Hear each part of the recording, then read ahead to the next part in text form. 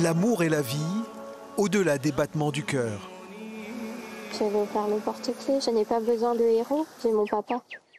Et comme ça, il pouvait garder ça auprès de lui, sur sa clé de voiture. Nadia, Naïla et Shaznan ont perdu leur père il y a 2 jours. On a déjà réalisé, bien sûr. Là, on se relève de cette étape tout doucement. De voir toutes ces choses positives qu'on dit sur lui, ça aide. Ça aide, ça fait du bien.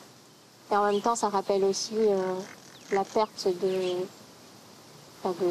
ce père, cet être cher qu'on aime beaucoup. Elles l'ont accompagné jusqu'à la fin et la vision de ce départ donne aujourd'hui à leur vie une tonalité nouvelle.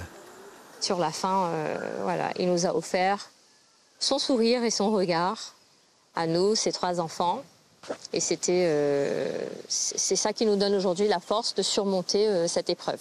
Le sourire, on l'interprète comme une libération, une délivrance, que finalement, ça y est, il prend son envol, il est prêt, nous sommes prêtes aussi, ses filles, et il va vers sa nouvelle destination, paisiblement, avec sérénité, et qu'on ne doit pas s'inquiéter. On ne doit pas avoir mal parce que lui, maintenant, il est bien. Leur père, Azim Valji, avait 65 ans. Ce commerçant réputé de Saint-Benoît est décédé d'un cancer 3 mois après le diagnostic et le jour de l'anniversaire de la cadette de la famille. J'interprète ça comme une bénédiction.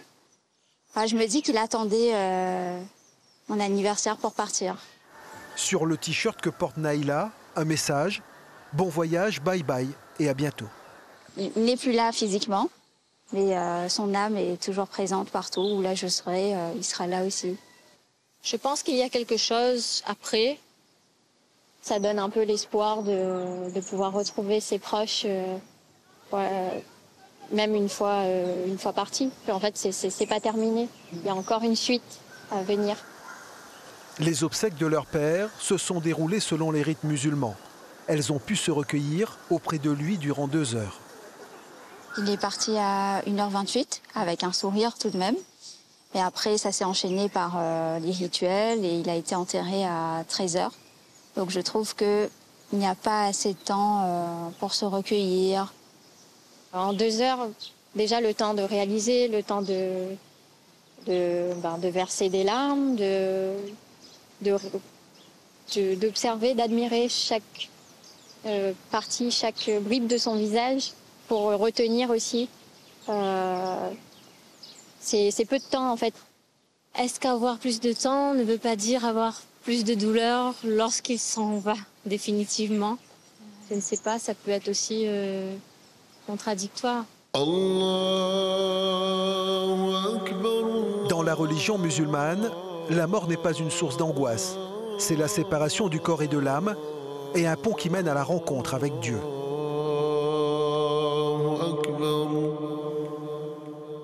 Cette âme, eh bien, il y a des anges qui viennent, qui prennent l'âme et qui l'emmènent au ciel, et puis qui vont ramener ensuite cette âme, eh bien, dans ma tombe. Et c'est ce lien entre l'âme et la terre qui fait qu'ensuite, il y a ce verset du Coran où Dieu nous dit « Minha khalaqnakum » de la terre vous avez été créés, vers la terre vous allez retourner, et de la terre vous serez ressuscités.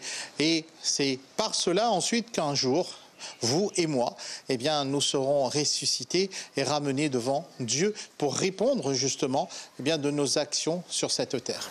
L'islam dit encore que l'homme est un voyageur en escale seulement sur terre. Je voudrais, cher papa, te suivre pas à pas. Tu es, pour moi, l'idole que je veux imiter. Tu sais, sans hésiter, résoudre mes problèmes.